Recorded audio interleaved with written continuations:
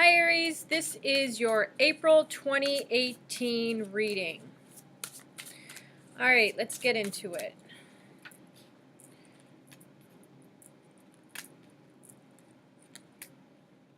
Alright. So I do see good things happening. I'm just going to jump right ahead to the 17th of the month. That's the card that's standing out to me the most.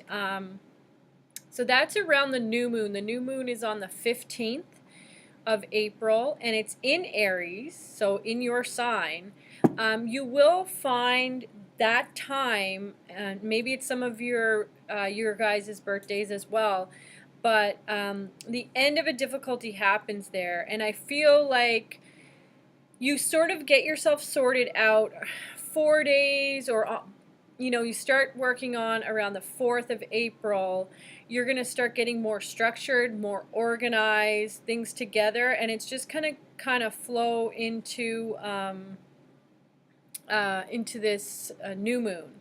Now I'm just going to rewind back, and I do see some imbalance at the beginning of the first week of April.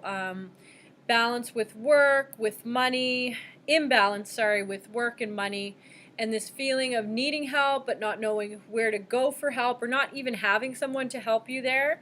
So for some of you, that's going to be like the very first week of April, and it could just be, you're coming out of the holiday, the Easter holiday, and you're like broke or something like that. Maybe you spent all your money on your kids, or I don't know, there's just some money issues happening there. But I do feel like, the very first day of the month, so that would be Easter Sunday, for some of you that celebrate that. So April 1st, you're going to feel very grateful, despite, knowing that the week ahead you might have to eat, the same food the whole week because you don't have a lot of food, or you might be just overworked as well. That could be another thing, but still it's not your pay week. And it does make you get a little bit more organized. This sort of happening to you makes you realize, okay, I have to plan better ahead financially. And then I do see, like I said, once Mercury goes direct, which is on the 16th, so the new moon's the 15th, it's in Aries, Mercury goes direct on April 16th, and I just feel this windfall of resources, this rising up out of the difficulties, a knowing that you have gotten through the hardest part, or you've gotten through a difficult time. That's going to sort of dawn on you around 15th, 16th, or 17th. I do feel like an Aquarius could be linked to some, like a windfall of money, or just like a really good partnership, or even just the knowledge they share with you helps you get through, that kind of a thing. So some of you, I will say that there might be some breakups, or like someone you thought that was really the right person, or something like that. It just doesn't pan out, and you're gonna know that around the same time, and it's actually going to be a relief to you. So let's just move on to the later end of the month. Okay. Yep. So just in regards to this person that you thought you knew, or even it could be that you were taking a really logical approach, and then it kind of flipped where you get a little bit more emotional. In terms of when this could happen, this is around like the 20th, when the sun moves out of Aries into Taurus. And I just see you recognizing that you do need more help. This is flipping a bit, going from relationships to career, so it's the reading's kind of going in between them both, and I apologize if that's confusing. Just go with the messages and how they come. But there's like a reminder, and again, I feel like this Aquarius person helps you realize, you know, everything's working out fine, because you do get kind of emotional around, I want to say around the 29th. This is going way far ahead, and that probably makes more sense because it's the full moon in Scorpio. So with that full moon, it's like you almost get the full moon energy before it happens.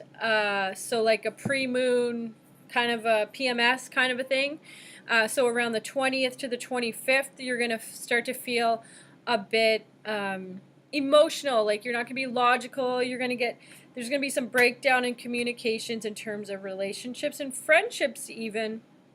But like I said, that Aquarius friend that you have will really help you get through. Now, some of you might be sitting at home saying, I don't have an Aquarius friend. This person might be an Aquarius rising sign, or they just might have like a strong Aquarius influence within their chart. And this is why it's such a good idea to get an astrologer to sort out what your coordinates are, where your planets fall. So again, you know, in terms of career, so you're just kind of thinking, you know, I got to do something different, and you might even around the 28th, right before the full moon, decide that you want to go back to school, you want to upgrade. And it makes sense, you know, for Aries. You guys are super impulsive at times, and again, I'm not just talking about sun sign Aries, I'm also talking about moon Aries and rising Aries.